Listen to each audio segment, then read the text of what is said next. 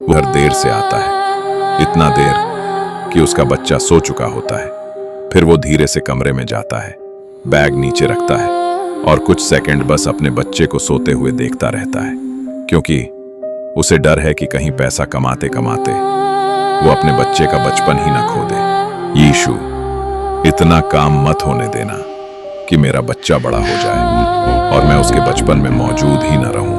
आज तेरा हो सकता था।